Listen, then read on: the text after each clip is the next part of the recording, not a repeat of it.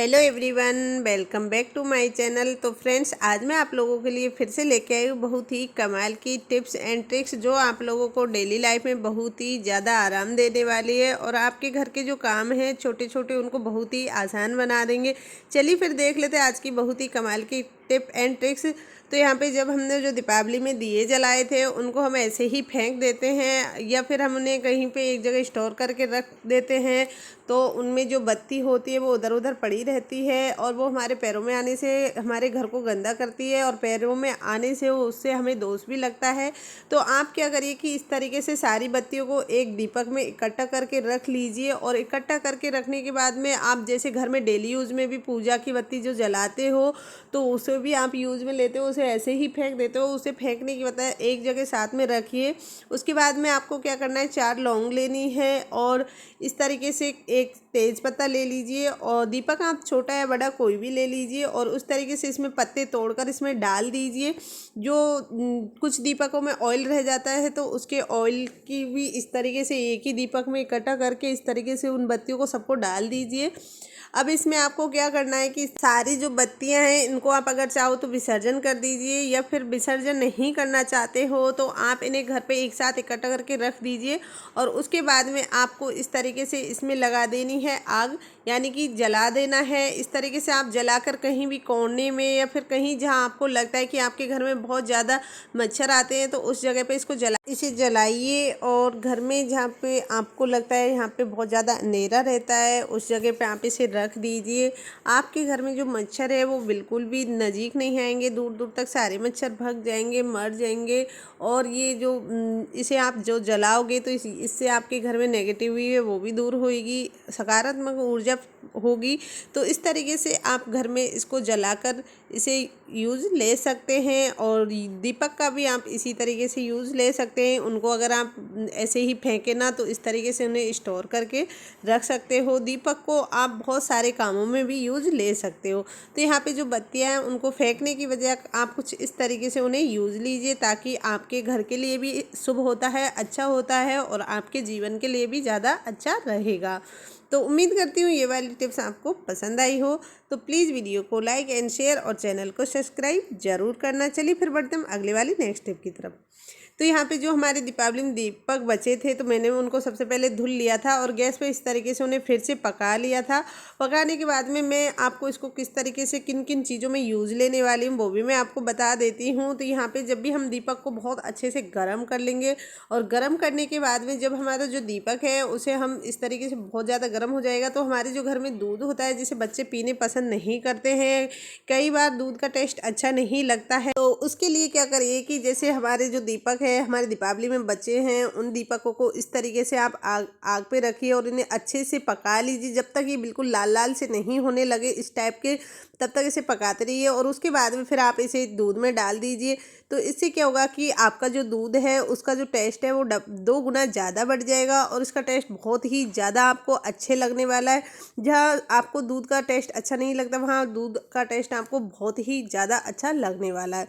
तो आप भी एक बार इस तरीके से ट्राई करके आपके बच्चों को या फिर आप खुद पी के देखिए, आपको जो दूध का टेस्ट है, जो स्वाद है वो बहुत ही अच्छा लगने वाला है। इसकी जो मिट्टी की जो खुशबू है दूध में इतने अच्छे से हो जाएगी कि आप खुद ही देखकर चौंक जाओगे। तो उम्मीद करती हूँ छोटी सी टिप्स हैं आपको पसंद आई होगी। तो प्लीज़ वीडियो को लाइक एंड शेयर और चैनल को सब्सक्राइब जरूर करिएगा। चलिए फिर बढ़ते हैं अगली वाली नेक्स्ट टिप की ओर। तो यहाँ पे हमारे जैसे कोई कार्टून वगैरह होती है, जैसे हम कोई भी ऑनलाइन सामान मंगवाते हैं और बड़ी साइज़ का कार्टून आ जाता है तो हम उसको ऐसे ही फेंक देते हैं, रद्दी समझ के उसको यूज़ नहीं लेते हैं। तो आज मैं इसका आपको बहुत ही अच्छा यूज़ बताऊँगी। तो सबसे पहले मैं इसकी यहाँ पे कटिंग कर लेती हूँ, जहाँ जहाँ से इसमें चारों तरफ से पैकिंग है तो इसकी पैकिंग को मैं हटा देती हूँ, कितना मुझे इसको कैसे रखना है तो उस तरीके से मैं इसको कट कर लेती हूँ। तो सबसे पहले मैंने इसकी जो टैप थी उसको हटाया है और अब इस तरीके से मैंने इसको साइड से भी एक और साइड से मैं इसको हटा दूँगी। तो यहाँ पे कुछ इस तरीके से मैंने इसको हटा दिया है।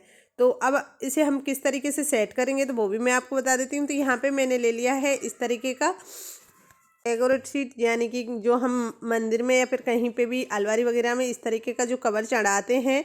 तो यहाँ पे मैंने ये वाला कवर ले लिया है तो इसको मैं इसके ऊपर अच्छे से गम से इसको चिपका दूँगी। तो चारों तरफ मैं यहाँ ले लिया है फेविक गम और इस तरीके से इसको चिपका दिया है मैंने चारों तरफ।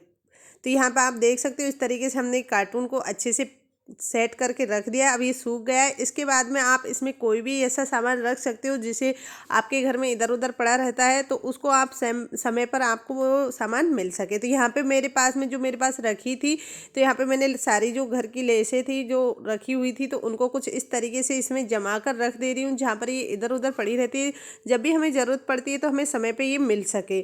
तो इस तरीके से मैंने घर में जो मेरे पास में जो लेस वगैरह रखी थी, जो डेकोरेट का सामान मेरे पास रखा हुआ था, तो उनको मैं कुछ इस तरीके से समेट के एक साथ में रख दे रही हूँ। तो आप भी कुछ इसी तरीके से आपके घर के जो सामान है, या फिर आप इसमें ड्रेस वगैरह भी रख सकते हो, या फिर आपके और भी डेकोरेट जो सिस्टम है वो भी रख सकते हो। तो इस तरीके से कार्टून को हम अच्छे से यूज़ में ले सकते हैं। तो आप भी एक बार इस तरीके से इस टिप को ज़रूर ट्राई करना। वेस्टेज में ऐसे ही फेंकने से अच्छा है कि आप उनका इस तरीके से यूज़ में लें। तो चलिए फिर हम बढ़ते हैं अगली वाली नेक्स्ट टिप की ओर। उम्मीद करती हूँ आपको मेरी ये टिप्स अच्छी लगी होगी। तो चलो फिर हम देखते हैं अगली वाली नेक्स्ट टिप। तो ये वाली टिप से जिस तरीके से हमारे घर में चम्मच वगैरह ऐसे ही पड़े रहते हैं, और ये जो हमारे पास में आलू को मैश करने वाली होती है, तो इसे हम यूज़ में कम लेते हैं, कभी कभार हम यूज़ में लेते हैं। तो आज इसका मैं आपको बहुत ही अच्छा यूज़ बताऊंगी। तो क्या करना है कि इस तरीके से जो सारे घर के स्पून है यहाँ इधर उधर पड़े हैं, तो उनको इस तरीके से इनके जो साइड के छेद हैं उनमें इस तरीके से लगा दीजिए। इस तरीके से आप लगाएंगे तो आपको जब भी टाइम पे आपको ज़रूरत पड़ेगी तब भी आपको ये टाइम पे मिल जाएंगे, और इसमें एक बहुत ही अच्छा सा ऑर्गेनाइज बनकर ये तैयार हो जाएगा। तो यहाँ पे ये देखिए मैंने स्पून भी लगा दिए हैं, और जो नाइफ़ है वो भी इसी में लगा दिया था। आप दिखा सकती हूँ इस तरीके से आप इनको सबको एक तरीके से लगा सकते हो, और कहीं पे भी इसको घर में टांग दीजिए। तो जब भी आपको ज़रूरत पड़े तो आपको समय पे सामने ही ये दिख जाएंगे, और बहुत ही अच्छा आपको ये लगेंगे। तो यहाँ पे जो खाली जगह है उसमें और बाकी के भी स्पून आप रख सकते हो, इसमें बहुत सारे स्पून आ जाते हैं। तो उम्मीद करती हूँ छोटी सी टिप्स आपको अच्छी लगी। चलिए देखते हैं अगले वाली टिप्स। तो यहाँ पे इस तरीके के जो हमारे पास हेलमेट का मेरे पास एक कार्टून था, और ये हल्का टूट भी गया था। बच्चे इसमें खिलौने वगैरह रखते थे। तो आपके पास और भी कोई कार्टून होता है तो उनका भी आप यूज़ में ले सकते हो। तो यहाँ पे मैंने ले ली है टी शर्ट, और ये बहुत बड़ी साइज़ की टी शर्ट थी। तो इस तरीके से मैं कार्टून के ऊपर जो टी शर्ट है उसको लगा दूंगी, और किस तरीके से इसको हम सेट करके रखेंगे कि इसका जो आपके पास में अगर नया कार्टून होता है उसको भी आप यूज़ में ले सकते हो। आपके पास आते रहते घर में हर किसी ना किसी कोई ना कोई काम से। तो यहाँ पे कुछ इस तरीके से मैंने टी शर्ट को अच्छे से इसमें सेट कर देना है। आप चाहो तो इस पर सिलाई भी कर सकते हो अगर आप इसे परमानेंट करना चाहो तो, और अगर आप सिलाई नहीं करना चाहते तो कुछ इस तरीके से इसको पलटिए, और सबसे पहले इस पर सेफ्टी पिन लगा दीजिएगा, जिससे ये बहुत अच्छे से सेट हो जाएंगी। तो यहाँ पे मैंने इस पर सेफ्टी पिन लगा दे रही हूँ। तो कुछ इस तरीके से आपको सारे 3 से 4 सेफ्टी पिन लेनी है, और इसके ऊपर कुछ इस तरीके से आपको सेफ्टी पिन लगा देनी है। तो यहाँ पे 3-4 जगह मैंने सेफ्टी पिन अच्छे से लगा दी है। तो इस तरीके से बस आपको भी सेफ्टी पिन इसमें लगा देनी है। तो यहाँ पे ये देख सकते हो मैंने 4 सेफ्टी पिन लगाई है, और ये बहुत अच्छे से सेट हो गया। अब यहाँ नीचे वाला हिस्सा है, इसमें भी आपको अंदर की तरफ सेफ्टी पिन लगा देनी है, और उसके बाद में आप कोई भी टाइट सा फुस्टा ले लीजिए, या फिर आप एग्जाम बोर्ड जैसा इस तरीके से जो आपको यूज़ नहीं ले रहे हो उस टाइप का आप इसमें लेकर इसे अच्छे से सेट कर दीजिए। तो यहाँ पे इस तरीके से इसे सेट कर दीजिएगा, और उसके बाद में अब आपको मैं बताऊँगी कि इसको हम किस चीज़ के लिए किस काम में यूज़ लेने वाले। तो जैसे कि हमारे पास हमारे बच्चों के हुए या फिर हस्बैंड के हुए सबके हम कपड़े रखते हैं, तो हम इनमें इस तरीके से कपड़ों को सेट करके रख सकते हैं। तो यहाँ पे मैंने बच्चों के जो जीन्स हैं उनको एक साथ में इस तरीके से सेट करके रखा है। अगर आप इस तरीके से सेट करके रखना चाहो, एक तरफ में जीन्स रख दो, एक तरफ में शर्ट वगैरह रख दो। अगर इस तरीके से नहीं रखने चाह रहे हो और आपको जीन्स वगैरह नहीं मिलती है टाइम पे, तो कुछ आप इस तरीके से भी इनको पलट कर रख सकते हो। तो यहाँ पे मैंने दोनों तरीके का आपको बता रही हूँ। तो मैंने कुछ इस तरीके से कपड़े रखे थे। तो अगर आपको इस तरीके से रखना है तो इसमें ढूंढने में थोड़ी दिक्कत होती है कि हमें एक एक कपड़ा उठा के ढूंढना पड़ता है। तो यहाँ पे आप इस तरीके से रखिए जिससे आपको कपड़ा भी दिख जाएगा कि हमने कौन सा कपड़ा कहाँ रखा है।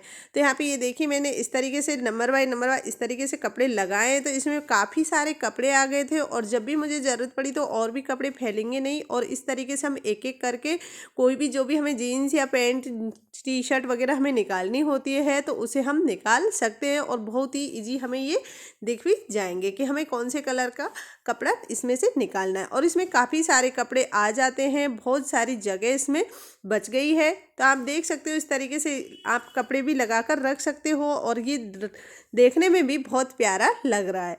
तो उम्मीद करती हूँ एक बार आप भी इसी तरीके से ट्राई करना। इसमें काफ़ी सारी जगह भी बची थी और इस तरीके से आप अलमारी में से रख देना, जब भी आपको ज़रूरत पड़े आप निकाल सकते हो। तो उम्मीद करती हूँ आपको ये टिप्स पसंद आई होगी। तो प्लीज़ वीडियो को लाइक एंड शेयर और चैनल को सब्सक्राइब ज़रूर करें। चलिए फिर हम बढ़ते हैं अगली वाली नेक्स्ट टिप की ओर। तो यहाँ पे हमारी टिप्स है, जैसे हमारी दीपावली में टूटी फूटी कैंडल जो बच गई थी, कुछ कैंडल से जैसे हमने जलाई हैं, हमने दीपक भी जलाए हैं और कैंडल्स भी जलाई है। तो कैंडल से जैसे जलने के बाद में फर्श पे जम जाती है, उसको हमने इस तरीके से निकाल लिया है। कुछ हमारी कैंडल टूट गई है तो उनको हमने सबको एक साथ इकट्ठा कर लिया है और इस तरीके से इनको अब मैं हल्का सा गर्म कर लेती हूँ। गर्म करने के बाद में इस तरीके से इसे साइड में रख देती हूँ। यहाँ पे दीपावली में हमने जो दीपक जलाए उन्हीं को लिए हैं और मैंने दीपक को धुला भी नहीं है। और अब इनमें हमें डाल देना है कॉटन। तो यहाँ पे मैंने फूलबत्ती का यूज किया है। फूलबत्ती को आप इस तरीके से इसमें चौड़ा करके रख दीजिएगा और नीचे से इसका और इस तरीके से इसमें हमें इसको डाल देना है। आप चाहो तो मोमबत्ती अलग अलग भी कलर की अलग अलग भी गर्म करके डाल सकते हो, लेकिन मैंने यहाँ पे सारी मोमबत्ती को एक साथ मिक्स कर लिया था और एक साथ मिक्स करने के बाद में कुछ अब इस तरीके से इनको रख दे रही हूँ। तो यहाँ पे मैं इनको 15 से 20 मिनट के लिए रख दूँगी ताकि ये अच्छे से सेट हो जाए। तो आप यहाँ पे देख सकते हो 15 से 20 मिनट हो गई है और ये अच्छे से सेट हो गई है। उसके बाद में जब भी आपको ज़रूरत पड़े आप साल तक इसे 1 साल तक यूज़ ले सकते हो, महीने 6 महीने यूज़ ले सकते हो। जब भी आपको ज़रूरत पड़ रही है या घर में लाइट नहीं आ रही है या फिर शाम सुबह अंधेरा है, आपको जलाने का मन है, तो आप इस तरीके से इन्हें जला सकते हो और इन्हें फिर से यूज में ले सकते हो। तो इस तरीके से अगर आप इन्हें यूज़ में लोगे तो आपको ये बहुत ही ज़्यादा काम देगा और आपके लिए बहुत ही अच्छा ये रहेगा। तो छोटी सी टिप्स है, उम्मीद करती हूँ आपको अच्छी लगी होगी। तो चलिए हम बढ़ते हैं अगली वाली नेक्स्ट टिप की ओर। तो यहाँ पे हमें ले लेना है फॉइल पेपर और फॉइल पेपर हर किसी के घर में होता है। और उसके बाद में हम यहाँ पे ले लेंगे लाइटर और लाइटर लेने के बाद में उसके ऊपर कुछ इस तरीके से हमें फॉइल पेपर लंबी लंबी साइज़ में लेना है और थोड़ा सा इसका इतना गैप छोड़ देना है। और उसके बाद में फिर आपको इस तरीके से इसे घुमाकर चारों तरफ अच्छे से सेट कर देना है। तो यहाँ पे मैं इस तरीके से फॉइल पेपर को अच्छे से सेट कर दे रही हूँ। इसके ऊपर लगाने के बाद फिर इसको अच्छे से दबाते हुए ताकि ये अच्छे से दब जाए और ये अच्छे से सेट हो जाए। तो आप भी इसी तरीके से फॉइल पेपर लीजिए और उसे अच्छे से सेट कर लीजिए। सेट करने के बाद में फिर आपको इस तरीके से अच्छे से दबा देना है।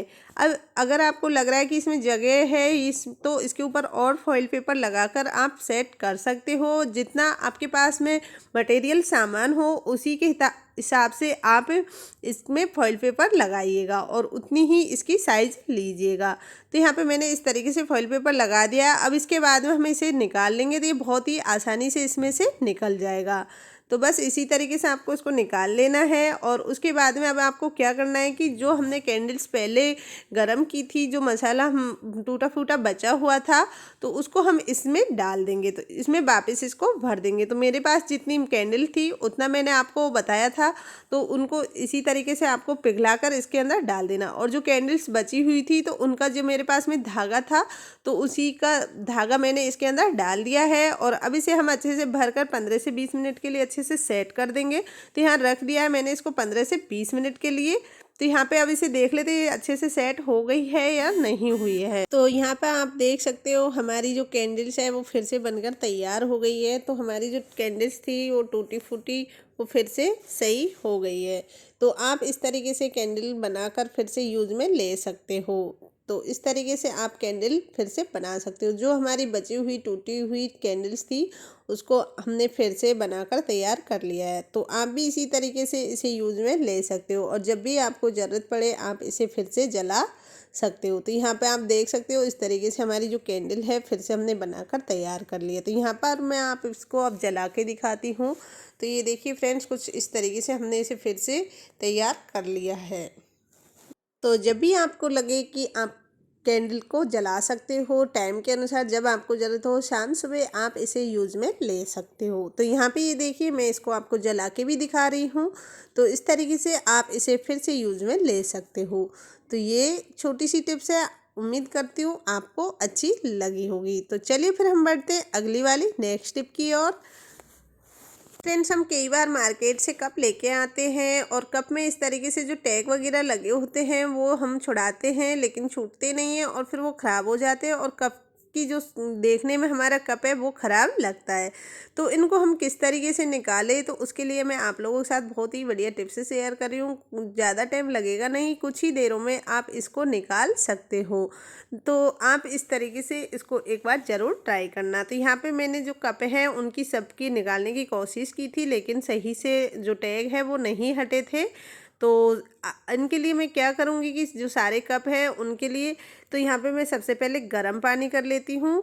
और जैसे हमारे ये कांच के बर्तन हैं उनके भी नहीं निकलते हैं, तो इनको भी आज मैं आपको बहुत अच्छे से निकाल के बताऊँगी कि किस तरीके से हमें कप या कांच की जो हमारे बोटल्स वगैरह जो भी होती है उनसे कैसे निकालें। तो यहाँ पे मैंने गर्म पानी किया और सारे कप के अंदर डाल दे रही हूँ। तो इस तरीके से आपको गर्म पानी करके इनके अंदर डाल देना है। और डालने के बाद में फिर आप देखोगे कि इसमें जो इनका जो टैग है वो किस तरीके से हट जाएंगे, क्योंकि गर्म पानी डालने से इनके ऊपर जो गम लगा होता है टैग के अंदर वो पिघलने लगता है, और पिघलने से ये बहुत ही इजी निकल जाएंगे। तो यहाँ पे इसमें मैं पानी भर देती हूँ। तो अब मैं आपको निकाल के दिखाऊंगी कि किस तरीके से हम टैग को निकालेंगे। तो ये देखिए फ्रेंड्स, इस तरीके से ये गर्म हो गया और बहुत ही आसानी से आपका जो टैग है वो निकल जाएगा, और आपको पता तक नहीं चलेगा कि ये इतने अच्छे से निकल भी जाएगा। और देखिए बहुत ही सुंदर आपका कप लगेगा, बिल्कुल भी देखने में ख़राब नहीं लगेगा।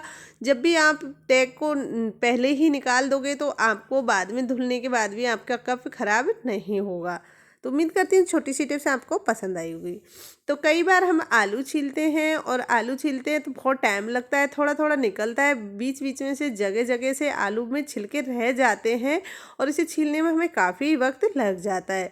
हालांकि हम ज़्यादातर इसी तरीके से आलू को छीलते हैं, हम काफ़ी कोशिश करते हैं कि अलग अलग तरीके से छीलने की। तो आज मैं आपको बहुत ही अच्छा आइडिया बता रही हूँ, ज़्यादा आपको टाइम नहीं लगेगा। तो आपको आलू को बीच में से इस तरीके से कट कर देना है, बस इस तरीके से आपको इसको कट करना है, इस तरीके से इसका छिलका निकाल देना है। तो एक बार में ही इसका सारा जो छिलका है वो निकल जाएगा, और आपको आलू छीलना बहुत ही आसान हो जाएगा। बार बार आपको छिलका उतारने की ज़रूरत नहीं पड़ेगी, एक बार में ही पूरा छिलका निकल आएगा। तो इस तरीके से अगर आप आलू छीलोगे तो आपका जो आलू है वो बहुत ही ईजी छिल जाएगा। तो एक बार आप इस तरीके से ज़रूर ट्राई करना। तो उम्मीद करती हूँ छोटी सी टिप्स है आपको पसंद आई होगी। ये वाली टिप्स हमें बहुत ही ज़्यादा यूज़फुल रहेगी। आप इस टिप को अपनाओगे तो आप खुद ही देखकर चौंक जाओगे, इतनी कमाल की टिप्स हैं ये। और मीठी नीम हम खाने में तो यूज़ में लेते ही, जैसे हम सब्जी पोहा वगैरह कुछ भी बनाते तो उसमें तड़का लगाते ही हैं, और ये हमारे स्वास्थ्य के लिए भी बहुत अच्छी होती है, हमारे बालों की ग्रोथ के लिए भी अच्छी होती है। तो साथ ही आज मैं इसका आपको एक और बहुत अच्छा तरीका बताऊंगी, जिससे आप बिना एक पैसा खर्च किए आपके पूरे घर को बहुत अच्छे से क्लीन कर सकते हो। बहुत ही यूज़फुल और बहुत ही कमाल की टिप्स है। तो यहाँ पे इस तरीके से आपको मीठी नीम ले लेनी है, यानी कि करी लीफ, और इनको आपको मिक्सर में पीस लेना है, बहुत महीन सा बारीक सा पेस्ट बना लेना है। यहाँ आप इसमें थोड़ा सा पानी डाल लीजिए, पानी डालकर इसमें हल्का सा इस तरीके से पानी डालिए और इसको पीस लीजिए। ये बहुत ही बारीक पीसना है आपको, बिल्कुल महीन सा पेस्ट बनाकर तैयार कर लेना है। तो मैंने यहाँ पे इसको पीस कर एक बारीक सा पेस्ट बना लिया है, और अब इसको मैं किस चीज़ के लिए यूज़ लूँगी तो वो भी मैं आपको बताती हूँ। इतनी कमाल की टिप्स है फ्रेंड्स कि आप लोगों के लिए बहुत ही ज़्यादा यूज़फुल रहेगी। तो यहाँ पे आप देख सकते हैं मेरा पेन कितना गंदा हो रहा है, देख रखा है नीचे से, मैंने धोया नहीं था इसीलिए, मतलब साफ़ किया था लेकिन इस तरीके से नहीं किया ताकि आपको इसका रिजल्ट दिखा सकूँ। तो यहाँ पे इस तरीके से पेन के ऊपर आपको इसको लगा देना है, और अगर आप ऊपर से इसमें लगा डालना चाहो तो थोड़ा सा मीठा सोडा भी डाल सकते हो, यानी कि खाने वाला सोडा। और इस तरीके से आप इसको इसके ऊपर 15 से 20 मिनट के लिए फ्रेंड्स छोड़ दीजिए लगाकर। ये पेस्ट है आपको जो पैन है उसके ऊपर डाल देना, और पैन के जो आपने देख लिया पहले ही कितना गंदा था, और अब आप इसको 20 से 15 से 20 मिनट हो जाए उसके बाद में इस तरीके से इसे आप रब करिए। स्क्रब ले लीजिए या फिर स्टील वाला जूना ले लीजिए, उससे इस तरीके से आप इसको रब करोगे तो इसके जो कालापन है, जो गंदगी है सारी को ये बहुत अच्छे से क्लीन कर देगा। जीरो कॉस्ट टिप्स है फ्रेंड्स, आपको बहुत ही ज़्यादा पसंद आएगी। बिल्कुल भी इसमें एक पैसे का खर्च नहीं है, आपका ज़्यादा समय भी खर्च नहीं है। इसको इस तरीके से लगाकर आप और भी घर के काम कर सकते हो, और उसके बाद आप खुद देखोगे इसका रिजल्ट कि कितने अच्छे से क्लीन होता है। कितनी यूज़फुल टिप्स है फ्रेंड्स, मैंने ट्राई किया तो मैंने आप लोगों के साथ शेयर की है। देख सकते हो आप ये कितने अच्छे से सारी जो गंदगी थी उसको क्लीन कर दिया है। तो अभी हमें इसको आपको धुल के भी दिखा देती हूँ कि ये देखिए किस तरीके से ये क्लीन हो गई है। तो आप भी एक बार इसको ज़रूर ट्राई करना और उम्मीद करती हूँ आपको मेरी ये टिप्स ज़रूर पसंद आएगी। आप एक बार इसे ज़रूर ट्राई करना। तो यहाँ पे देखिए मैंने इस तरीके से इसको बहुत अच्छे से रब कर लिया, ज़्यादा भी आपके सामने ही रब किया जो किया है। और अब मैं यहाँ इसको धुल लेती हूँ।